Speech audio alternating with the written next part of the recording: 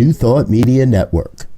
We are a global broadcast network of positive music, media, and entertainment, inspiring humanity's evolution along the journey of enlightenment and creating a world of love, peace, empowerment, and prosperity for all. New Thought Media Network.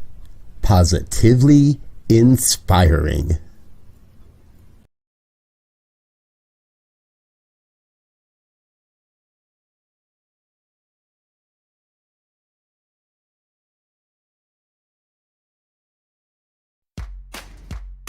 Welcome to Ministers Talking a weekly program where Rev Briz and Rev Z and their guests chat about current affairs, world events, spiritual principles, and any old they want to talk about. Based on the New Thought philosophy and ancient wisdoms, Ministers Talking shares a visionary perspective of the evolving spiral called spiritual living. Join us each week as we explore the emerging paradigm of life on planet Earth and beyond.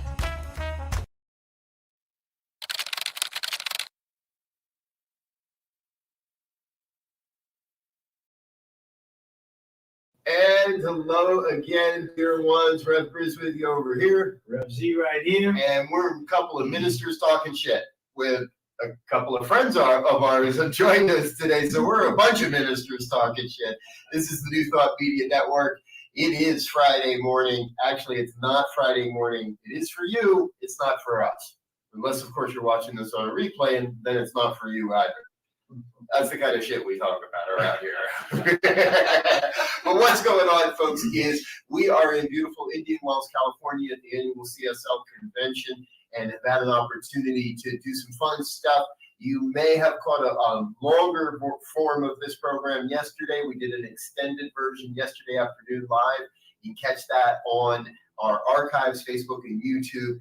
And now we're turning around. We wanted to record a special episode for all of you loyal viewers on Friday morning. So on my far right, our dear friend, Reverend Jay Lang from the Napa Center for Spiritual Living.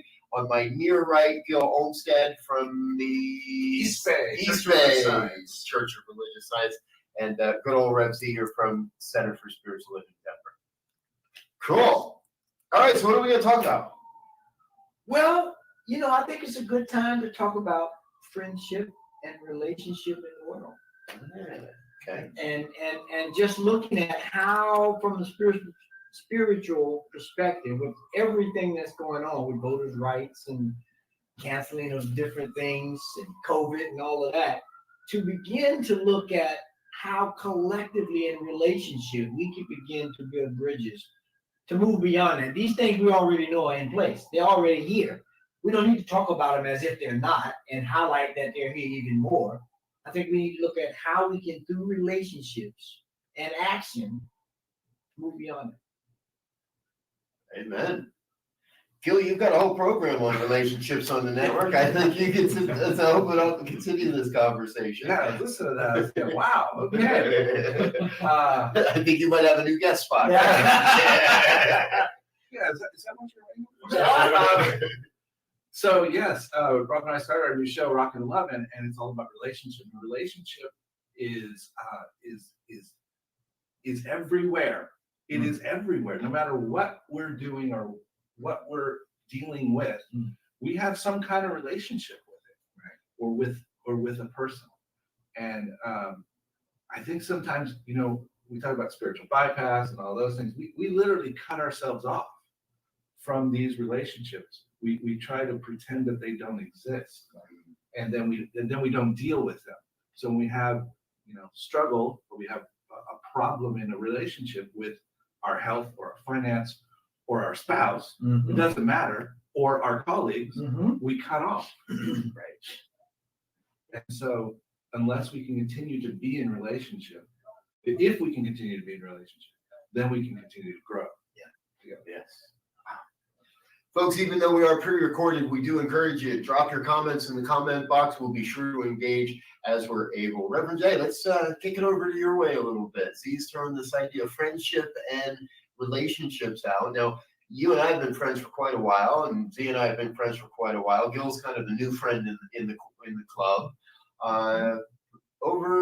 What's up for you around friendships, Well, relationships? it's interesting because we see so many things in duality, male and female. And I think that's unfortunate that I think we take that out of the equation. And actually, how many non-conforming gender expressions are now are really helpful, I think, because, and as well as different orientations. Because when I am intrigued or curious about a person, sometimes I don't know how to approach them if it's a woman, because I don't want it to think that I am, attracted to them physically. I just want to know who they are.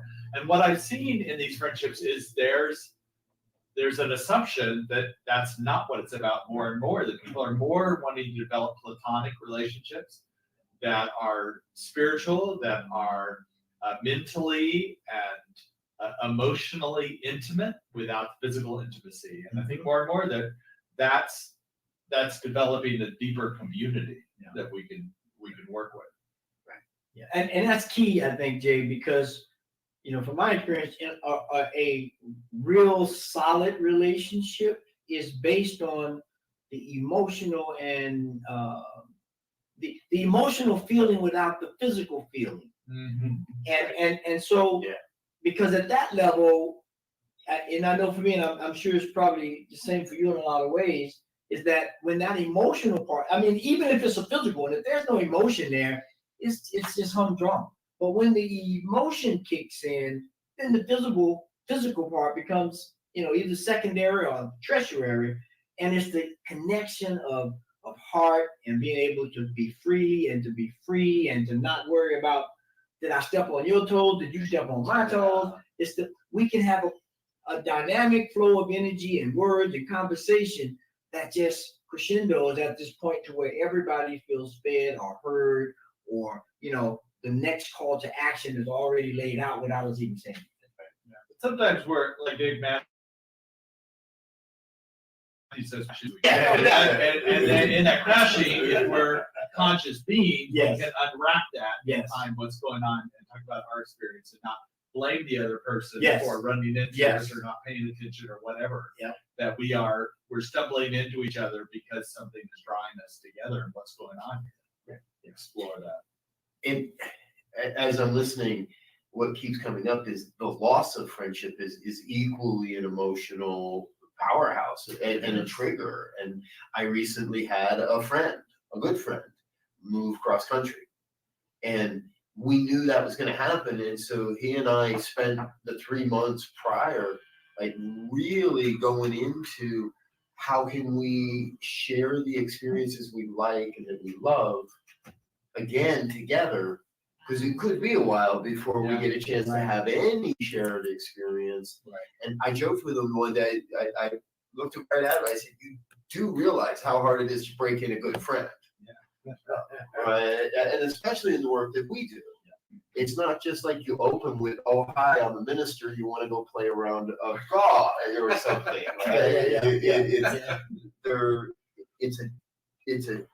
It's almost as deep as a romantic relationship, as a deep, committed partnership relationship. Well, the intimacy, into me, I see, into you, I see. And we all long for that connection.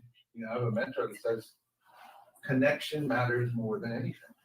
And we need that connection with one another. We need that connection with our significant others. We need it with everybody.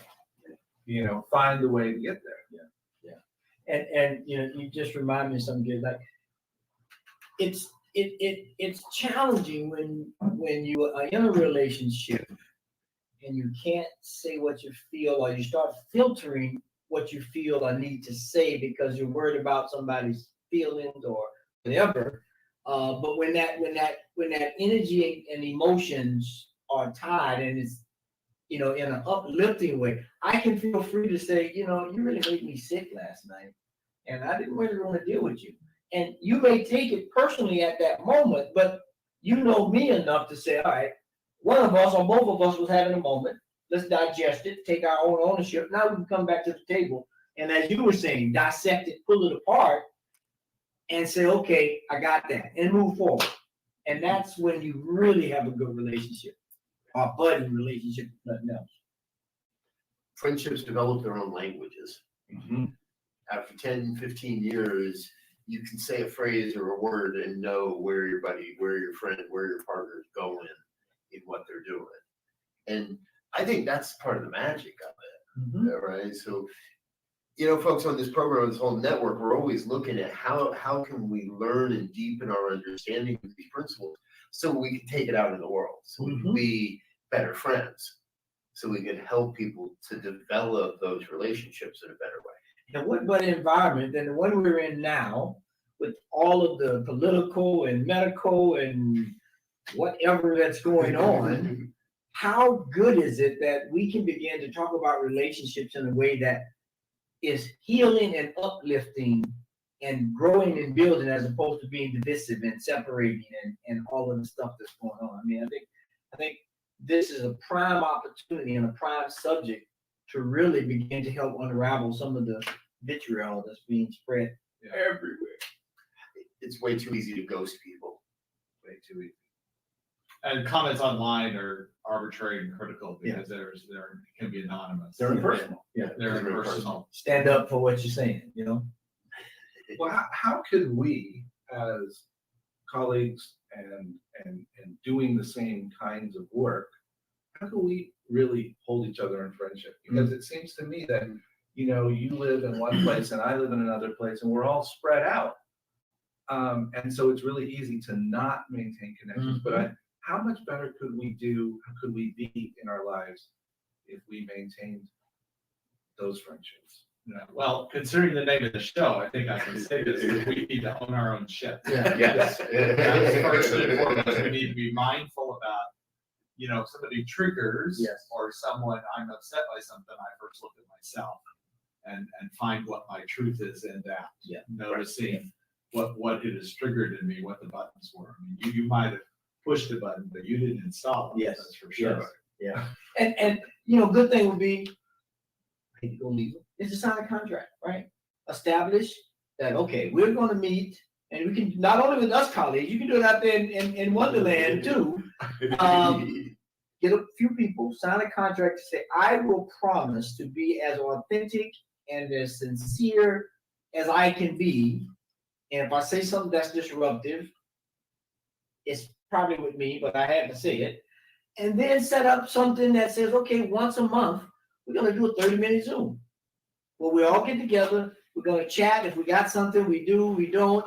But even if we have 30 minutes or an hour, and if it only takes us 15 minutes because nobody got anything, we keep the connection point and we keep coming back to it.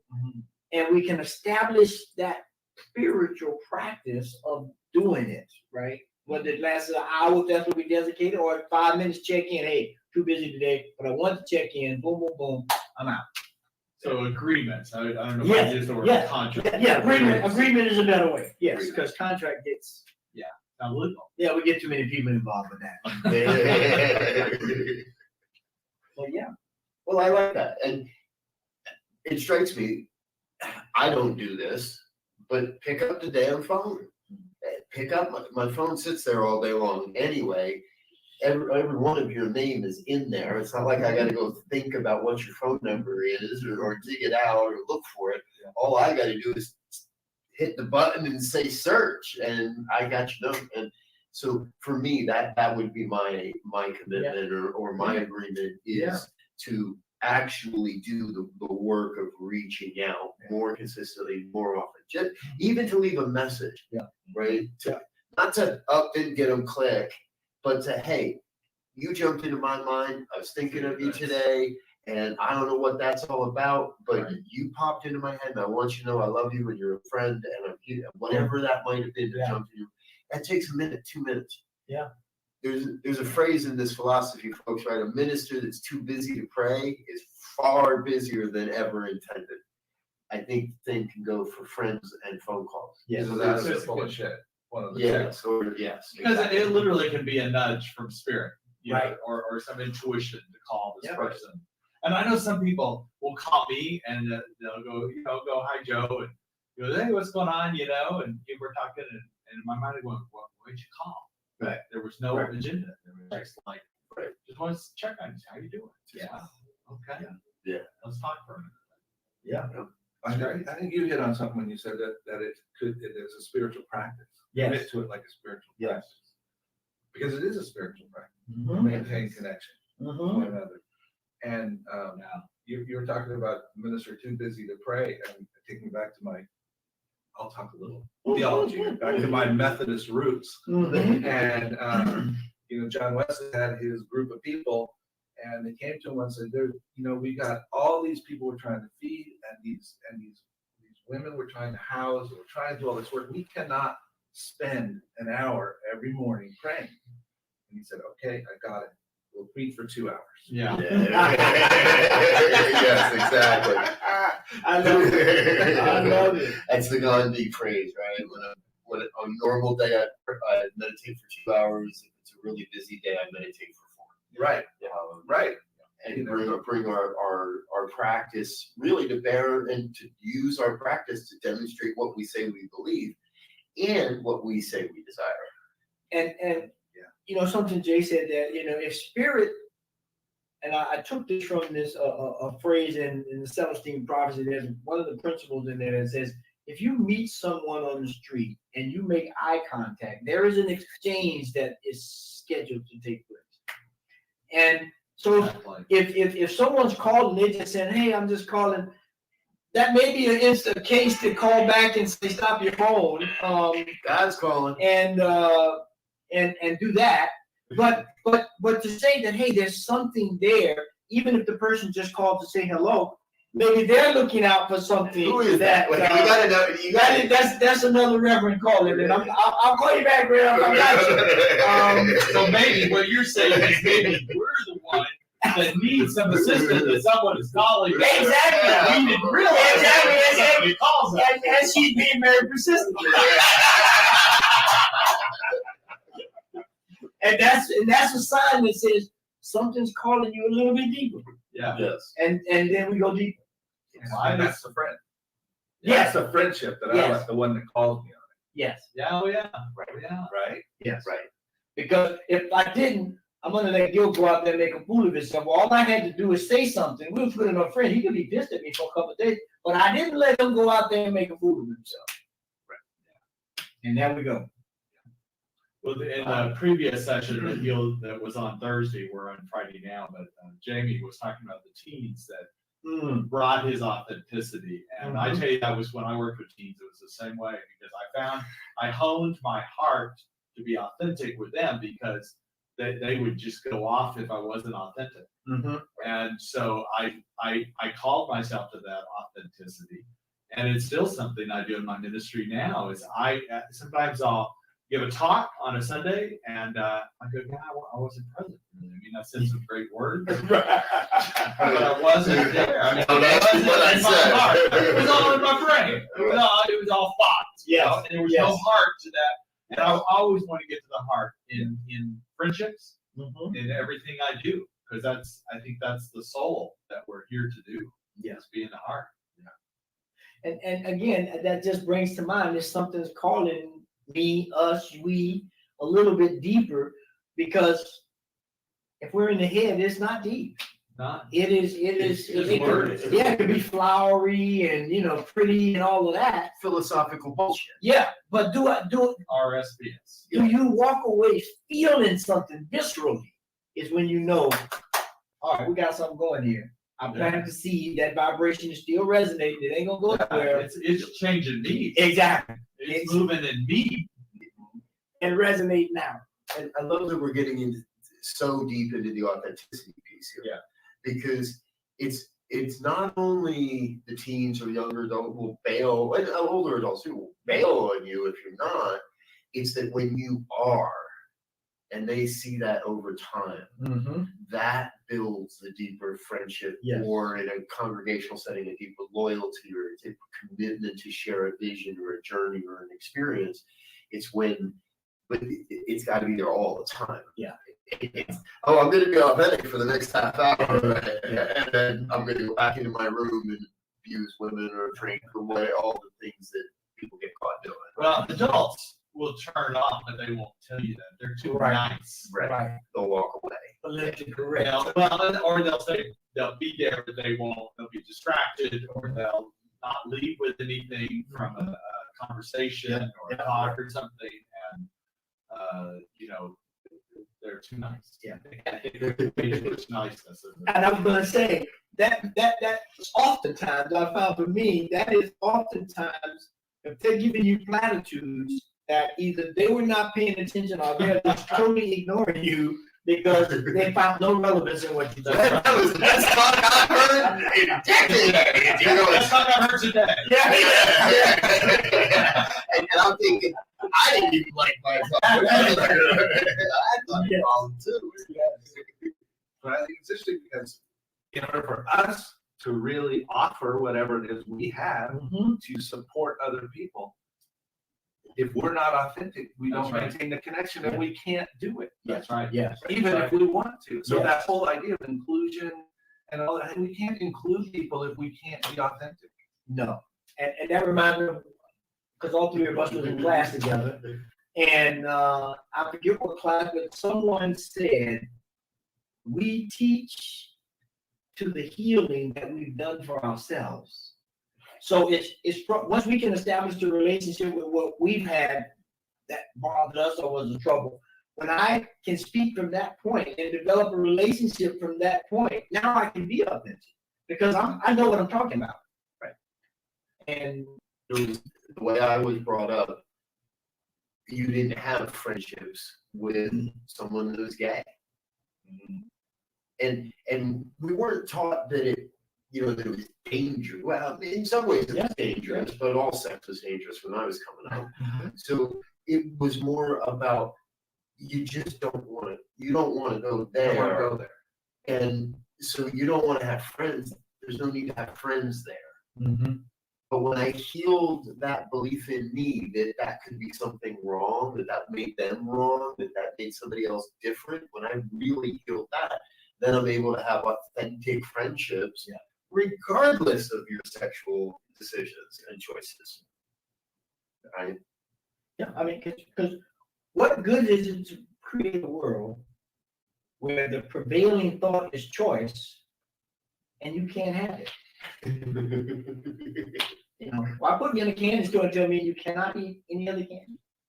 I may be good for a while. Pretty soon I'm going to eat the candy. And it's the same thing in terms of people making a choice of how they are expressing and the choice that people are making and accepting that choice. And as we said, respecting their process. That's the key. That's the key. I love relationships. we should start one here.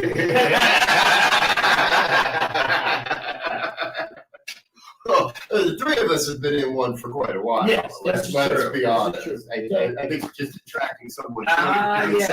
Bring them in the circle. Bring them in the circle. We're still talking shit around here. We are, folks. This is Ministers Talking Shit on the New Thought Media Network. Thank you for joining us today. We've got just a few minutes left, so we're going to go around the room one more time and get some final thoughts, and then say thank you to our donors before we're done for today. So, gentlemen, we've got probably about a minute each here before we got to get out of here. What's the prescription? What's the call for everyone out there to go forward in relationships and friendships? I'll start because it just dropped right in. Relationships are prime. And if you know math and you know me, I'm into the math science stuff. When you start dealing with prime numbers, that takes care of it. It's prime. It can't be messed with, fooled with, or anything. So if we make relationships prime, the rest of it will take care of itself. We are meant to be relational, every aspect of our beingness, but it's important for us to be mindful and be real and have those difficult conversations that we need to have. Don't be avoiding those. Step into that with our truth. I'll say, I'll repeat. Relationship is all about connection, and connection matters more than anything. And whether it's with ourselves or on the outside, all of those relationships. Nice. It's connection. I've always loved the law of three. You can bring it back to three different things: our relationship with ourselves, our relationship with our God or spirit, and our relationship with our community, friends, and family around us. What I encourage you to do this day is nurture those relationships. Spend time this weekend, spend time this week nurturing those relationships. Amen. Amen. Gentlemen, thank you so much for being with us here on Friday morning or Thursday afternoon, recording for Friday morning. Again, you guys will see this all on Friday morning.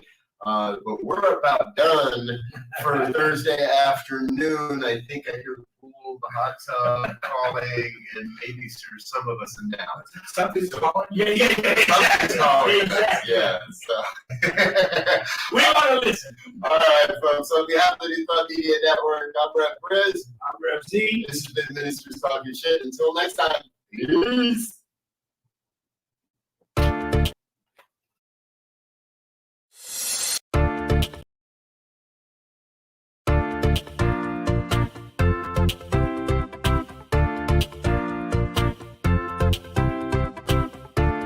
Thank you, Center for Spiritual Living Denver, for your continued support. Thank you, Center for Spiritual Living Midtown Atlanta, for your monthly contribution. Thank you, Center for Spiritual Living North Jersey, for your monthly contribution. And please help us welcome Om Center for Spiritual Living in La Mesa, California. Thank you for your monthly donation. Thank you, Center for Spiritual Living Seattle, for your most generous donation.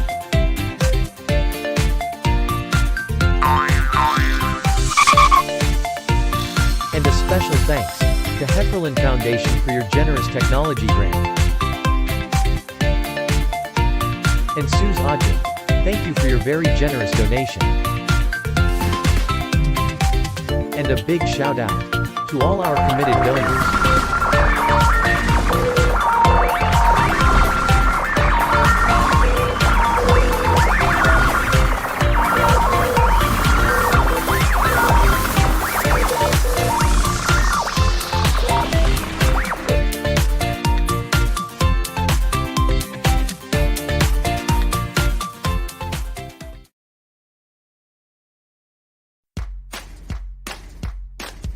And thanks for listening to this week's episode of Ministers Talking.